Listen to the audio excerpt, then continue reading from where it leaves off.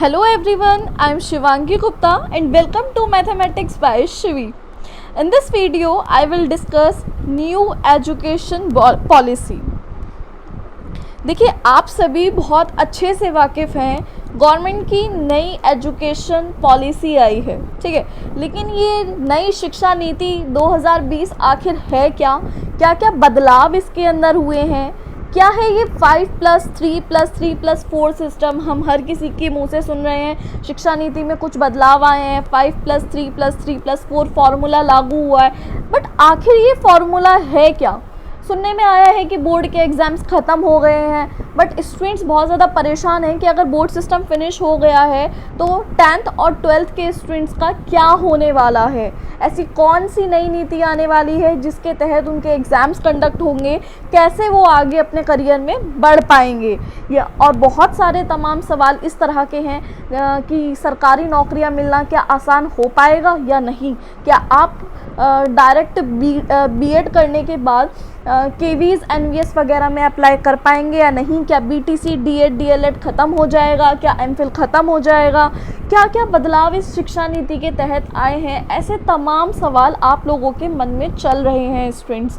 तो ये वीडियो बनाने का मेरा पर्पस यही है कि मैं आप लोगों के इन सभी सवालों के जवाब दे सकूं और आप लोग सारी नई शिक्षा नीति में जितने भी बदलाव आए हैं उनको अच्छे से समझ के उन बदलावों को जानकर अपने करियर पर फोकस करें और उतनी ही मेहनत करके आगे बढ़ने की कोशिश करें, ठीक है। तो चलिए शुरू करते हैं कि क्या है हमारी नई शिक्षा नीति और क्या है 5+3+3+4 पर आधारित शिक्षा नीति। क्या सच में बोर्ड परीक्षाएं खत्म हो रही हैं, क्या सरकारी नौकरी अब आसानी से मिल पाएगी या नहीं, क्या बीटीसी डीएड डीएलएड खत्म हो जाएगा, शिक्षा भर्ती में क्या हुआ है बदलाव। इन सभी सवालों के जवाब देखते हैं।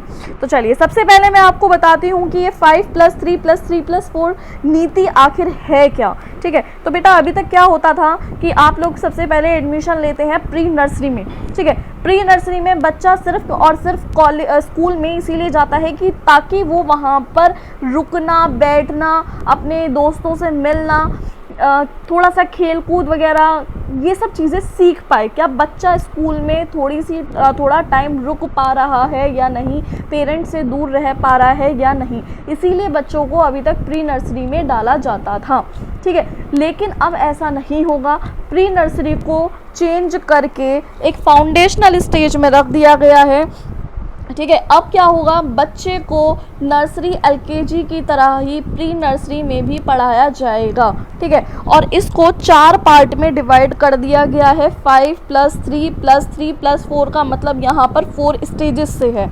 4 स्टेजेस क्या हैं? First is foundational stage, second is preparatory stage, third is middle stage and fourth is secondary stage, ठीक है। अगर मैं आपसे बात करूं फाउंडेशनल स्टेज की, तो फाउंडेशनल स्टेज में बेटा प्री नर्सरी से लेके ग्रेड 2 तक को रखा गया। देखिए यहाँ पर ग्रेड का मतलब बेटा क्लास से है, ठीक है। अभी तक हम लोग क्लास यूज़ करते हैं, यहाँ पर क्लास का मतलब ग्रेड से है, ठीक है ना। तो कंफ्यूज ना होइएगा। प्री नर्सरी से लेके क्लास 2 तक के बच्चों को फाउंडेशनल स्टेज में रखा गया है। क्लास 3 से लेके 5th तक के स्टूडेंट्स को प्रीपैरेटरी स्टेज में रखा गया है। ग्रेड 6 to 8 के स्टूडेंट्स को मिडिल स्टेज में रखा गया है एंड ग्रेड 9 to 12 के स्टूडेंट्स को सेकेंडरी स्टेज में रखा गया है, ठीक है। अब आप समझ गए होंगे कि इस फॉर्मूले का मतलब क्या है, कैसे इसको डिवाइड कर दिया गया है स्टेजेस वाइज, ठीक है। तो आपको ये स्टेजेस ध्यान रखनी होंगी, ठीक है। तो अब चेंजेस क्या क्या आए हैं वो और समझ लीजिए। देखिए सम इम्पॉर्टेंट गाइडलाइंस जो गवर्नमेंट की साइड से आई है आप लोगों के लिए।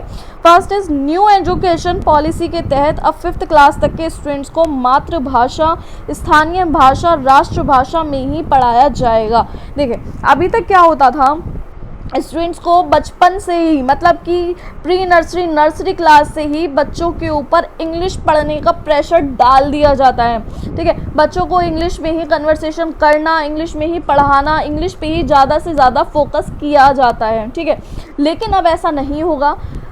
5th क्लास तक के स्टूडेंट्स को हिंदी में अपनी मातृभाषा, अपनी राष्ट्रीय भाषा में पढ़ना कंपलसरी होगा, ठीक है। और सेकंड पॉइंट हमारा है अदर सब्जेक्ट्स चाहे इंग्लिश हो एज अ सब्जेक्ट ही पढ़ाया जाएगा। इंग्लिश जो कि हमारी मातृभाषा नहीं है लेकिन उस पर एज अ मातृभाषा की तरह ही प्रेशर डाला जाता है बचपन से बच्चों पे, अब ऐसा बिल्कुल भी नहीं होने वाला है।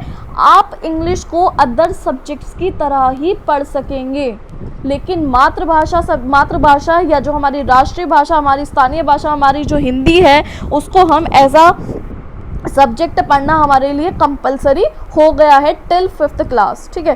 तो थर्ड पॉइंट है board exams will be conducted only 12th class and fourth point कहता है 9 to 12 सेमेस्टर एग्जाम्स होंगे। देखिए बच्चों, जो बच्चे 9, 10th, 11, 12th में स्टडीज़ कर रहे हैं उनके लिए क्या बदलाव हुआ है। अभी तक आप लोग 10th में और 12th क्लास में बोर्ड के एग्ज़ाम्स दिया करते थे, लेकिन अब ऐसा नहीं होगा। अब 9, 10th, 11, 12th में आप लोगों के सेमेस्टर एग्ज़ाम्स हुआ करेंगे। क्या होंगे? सेमेस्टर एग्ज़ाम्स हुआ करेंगे, यानी कि आपको हर छठे महीने एग्ज़ाम्स देने पड़ा करेंगे। ठीक है। यानी कि एक साल में आप 2 बार एग्ज़ाम देंगे, तो 2 बार 9th में, 2 बार 10th में, 2 बार 11th में, 2 बार 12th में। इस तरह से आप लोगों के सेमेस्टर एग्ज़ाम्स कंडक्ट होंगे। ठीक है। एक चीज़ का और बदलाव आया है, सबसे बड़ा बदलाव, कि अभी तक क्या होता था, आप लोग 8th क्लास तक सारे ही सब्जेक्ट्स को पढ़ा करते थे। ठीक है। 9, 10th में आके आप एक पर्टिकुलर स्ट्रीम चूज़ किया करते थे। 11, 12th में आके आप उसमें भी एक पर्टिकुलर स्ट्रीम चूज़ करते थे, जैसे कि science side, commerce and art side. ठीक है। कि अगर कोई बच्चा साइंस साइड को पढ़ रहा है तो वो बच्चा आर्ट के सब्जेक्ट नहीं पढ़ सकता था या कॉमर्स के सब्जेक्ट्स नहीं पढ़ सकता था। लेकिन अब ऐसा नहीं होगा। अब आप अपने इंटरेस्ट के अकॉर्डिंग कोई भी सब्जेक्ट चूज़ कर सकते हैं। यानी कि अब एक साइंस का स्टूडेंट्स जो फिज़िक्स में इंटरेस्टेड है वो अपनी फ़िज़िक्स के साथ में कोई आर्ट का सब्जेक्ट लाइक जैसे सोशोलॉजी भी पढ़ाई कर सकता है। हालांकि गवर्नमेंट की साइड से अभी एक पूरा एक क्राइटेरिया निकल के नहीं आया है कि आपको कौन कौन से सब्जेक्ट्स में स्पेशलाइजेशन मिलेगा किसके साथ में, वो भी बहुत जल्द आपको मिल जाएगा। ठीक है। लेकिन सिस्टम क्या होगा कि ये जो हमारा सिस्टम अभी तक चलता आ रहा था कि आपको साइड्स चूज़ करनी पड़ा करती थी, science side, commerce side and art side, ये सिस्टम हमारी एजुकेशन, ये पॉलिसी हमारी एजुकेशन सिस्टम से बिल्कुल फिनिश हो गई है। अब आप लोगों को कोई भी सब्जेक्ट जो आपका इंटरेस्टिंग है वो आप अपनी मर्जी से चूज़ कर सकते हैं। ठीक है। नेक्स्ट चेंजेस देखिए, ग्रेजुएशन के फर्स्ट ईयर में सर्टिफिकेट, सेकेंड ईयर में डिप्लोमा, थर्ड ईयर में डिग्री मिलेगी। ठीक है। अब उन स्टूडेंट्स के लिए जिन्होंने 12th पास कर ली है उसके बाद क्या सिस्टम रहेगा। देखिए हमारी ग्रेजुएशन या तो 3 ईयर की होती है ना, या फिर हमारी ग्रेजुएशन होती है 4 ईयर की। तो जो स्टूडेंट्स 3 ईयर की ग्रेजुएशन करते हैं उनके लिए कंडीशन क्या रहेगी। सबसे पहले जब आप लोग, अभी तक क्या चलता आ रहा है कि जब आप लोग अपनी ग्रेजुएशन कर लेते हैं तो लास्ट में जाके आपको आपकी डिग्री मिलती है ना। लेकिन अब ऐसा नहीं होगा। ग्रेजुएशन की फर्स्ट ईयर में आपको, आप जो भी डिग्री कर रहे हैं उससे रिलेटेड एक सर्टिफिकेट मिलेगा। ठीक है। नॉर्मल एक सर्टिफिकेट मिलेगा। सेकेंड ईयर में आपको डिप्लोमा मिलेगा। अभी तक बच्चे क्या करते हैं, 12th के बाद डिप्लोमा करते हैं, उसके बाद डिग्री लेते हैं, फिर मास्टर्स करते हैं, फिर एमफिल वगैरह करते हैं और फिर उसके बाद में रिसर्च करते हैं यानी PhD करते हैं। लेकिन अब ऐसा सिस्टम ख़त्म हो चुका है। अब आपको ग्रेजुएशन के फर्स्ट ईयर में हर एक स्टूडेंट्स को उसकी डिग्री के अकॉर्डिंग, ठीक है, एक सर्टिफिकेट मिलेगा। सेकेंड ईयर में उसको डिप्लोमा मिलेगा और थर्ड ईयर में उसको डिग्री मिलेगी। ठीक है। तो आप समझ गए हैं कि कितने बड़े बदलाव हमारी एजुकेशन पॉलिसी में आ गए हैं। नेक्स्ट पॉइंट देखिए, जो स्टूडेंट्स हायर डिग्री करना चाहते हैं उनके लिए ग्रेजुएशन 4 ईयर की होगी। 4 ईयर की डिग्री करने वाले स्टूडेंट्स को 1 साल में MA कर सकेंगे। देखिए मैंने अभी आपसे कहा था कि ग्रेजुएशन या तो 3 साल की होती है या फिर 4 साल की होती है। 3 साल वालों के लिए मैंने आपको कंडीशन बता दी। अब 4 साल वालों के लिए क्या है, 4 साल वाली डिग्री वही स्टूडेंट्स करते हैं जो हायर एजुकेशन करना चाहते हैं। ठीक है। लाइक अगर कोई स्टूडेंट्स मास्टर्स करना चाहता है आफ्टर ग्रेजुएशन तो उसके लिए जो हमारा ग्रेजुएशन है वो 4 साल का हो जाएगा। यानी कि फर्स्ट में वो सर्टिफिकेट लेगा, सेकंड में वो डिप्लोमा लेगा, थर्ड ईयर में वो अपना डिग्री लेगा एंड फोर्थ ईयर में वो अपना मास्टर्स कर सकता है। 1 साल का मास्टर्स अब आप कर सकेंगे। ठीक है, समझ रहे हैं ना अब आप।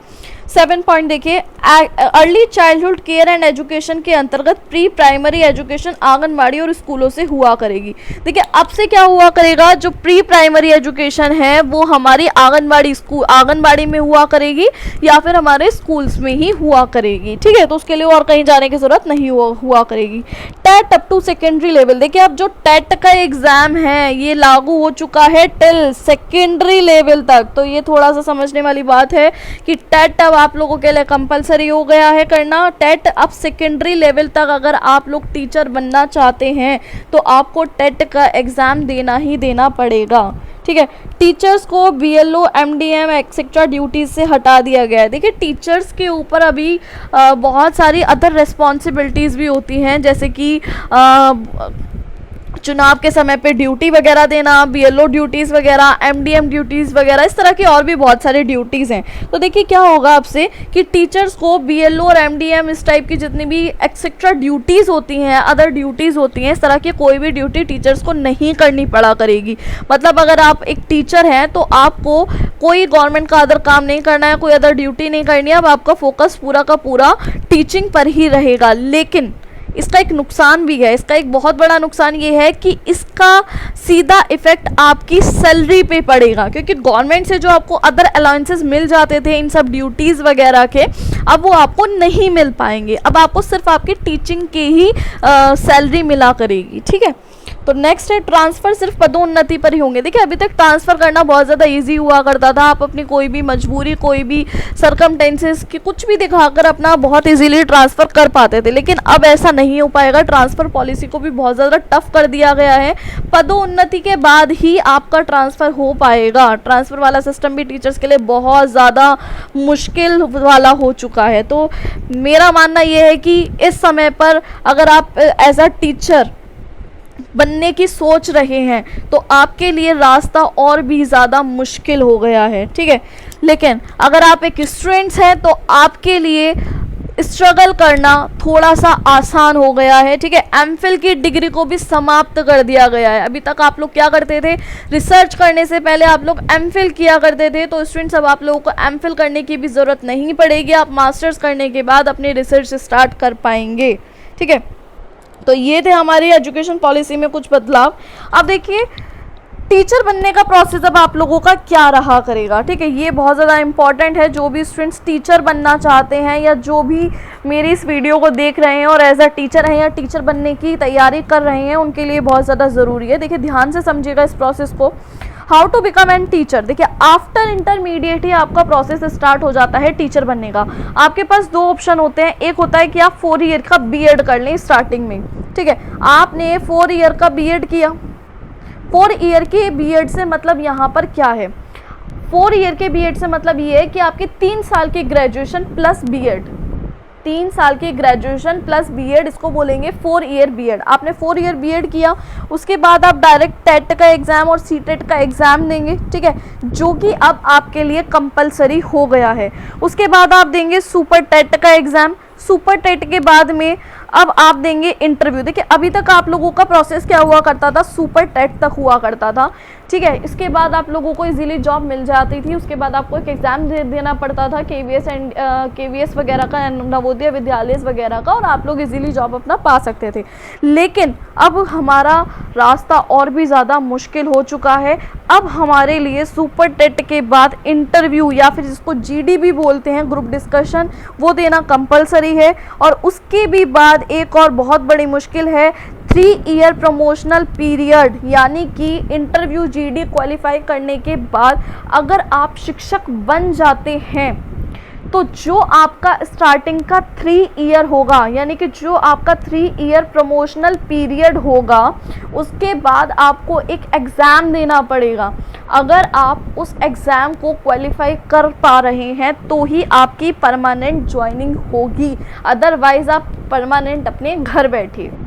समझ गए अब आप? तो ये था आपके पास एक सीधा रास्ता आफ्टर ग्रेजुएशन। या फिर दूसरा रास्ता आपके पास क्या है, बहुत सारे स्टूडेंट्स ऐसे हैं जो 3 ईयर जो ग्रेजुएशन प्लस बीएड नहीं करते, जो बैचलर डिग्री करते हैं पहले। ठीक है, बैचलर डिग्री में उन लोगों ने BA, BSc, BCom, BBA, BCA कुछ भी कर लिया। ठीक है, तो बैचलर डिग्री किया, बैचलर डिग्री करने के बाद भी अब दो पार्ट में डिवाइड हो जाते हैं। कुछ स्टूडेंट्स क्या करते हैं, बैचलर डिग्री के बाद डायरेक्ट बीएड करने का सोचते हैं, और कुछ स्टूडेंट्स ऐसे होते हैं जो बीएड बैचलर डिग्री करने के बाद सीधा मास्टर डिग्री करने का सोचते हैं और उसके बाद बीएड करने का सोचते हैं, है ना। तो देखिए, जो स्टूडेंट्स बैचलर डिग्री कर रहे हैं उसके बाद बीएड कर रहे हैं, उसके बाद भी उनको टेट सीटेट देना पड़ेगा और आगे आपका वही प्रोसेस स्टार्ट हो जाएगा। सेम एज इट इज़, जो स्टूडेंट्स बैचलर डिग्री कर रहे हैं उसके बाद मास्टर डिग्री कर रहे हैं, उनको मास्टर डिग्री के बाद भी बीएड करना कंपलसरी है। बिना बीएड के आप अपनी इस प्रक्रिया में आगे नहीं बढ़ पाएंगे। तो आपको सबसे पहले ज़रूरी है कि आप बैचलर डिग्री करें, उसके बाद मास्टर डिग्री करें, उसके बाद आप बीएड करें, बीएड करके फिर आप टेट सीटेट पे आएंगे, फिर आप सुपर टेट पे जाएंगे, फिर आप इंटरव्यू जीडी देंगे, फिर आप अपना 3 ईयर का प्रमोशनल पीरियड लेंगे और वहाँ पर एक एग्ज़ाम होगा। एग्ज़ाम क्वालिफाई करने के बाद ही आपकी परमानेंट ज्वाइनिंग हो पाएगी। ठीक है, तो अब आपके मन में सवाल उठ रहा होगा फिर फ़र्क ही क्या रह गया 4 ईयर की बीएड में और बैचलर डिग्री मास्टर डिग्री करने के बाद बीएड करने का। देखिए, फ़र्क है। फ़र्क क्या है, जब आप बैचलर डिग्री कर रहे हैं, अगर आप बैचलर डिग्री करने के बाद में बीएड कर रहे हैं तो बीएड आपके लिए 2 साल का होगा। ठीक है, अगर आप बैचलर डिग्री करने के बाद, ध्यान से समझिएगा मेरी बात, अगर आप बैचलर डिग्री करने के बाद बीएड कर रहे हैं तो बीएड आपके लिए 2 साल का होगा। लेकिन अगर आप मास्टर डिग्री करने के बाद बीएड कर रहे हैं तो बीएड आपके लिए 1 साल का होगा। ठीक है, तो ये कुछ बदलाव हैं जो अभी तक नहीं थे। अभी तक आप अगर मास्टर डिग्री करें या बैचलर डिग्री करें या आप डायरेक्ट ग्रेजुएशन प्लस बीएड करें, वो आपके लिए बीएड 2 साल की ही होती थी, लेकिन अब ऐसा नहीं होगा। अब मास्टर डिग्री करने के बाद आप लोगों के लिए बीएड 1 साल की हो जाएगी।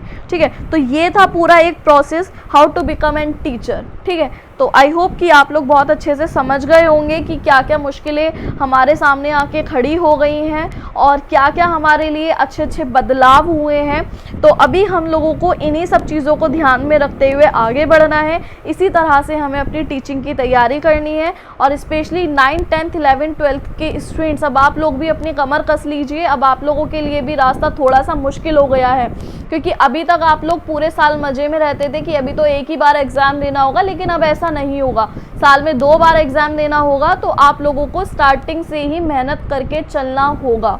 ठीक है, तो मुझे लगता है अब आप लोगों के सारे डाउट्स क्लियर हो गए होंगे। लेकिन अगर अभी भी आप लोगों का कोई भी डाउट है related to new education policy, तो आप प्लीज़ कमेंट बॉक्स में मुझसे अपना क्वेश्चन पुटअप कर सकते हैं। ठीक है, तो thanks for watching my video.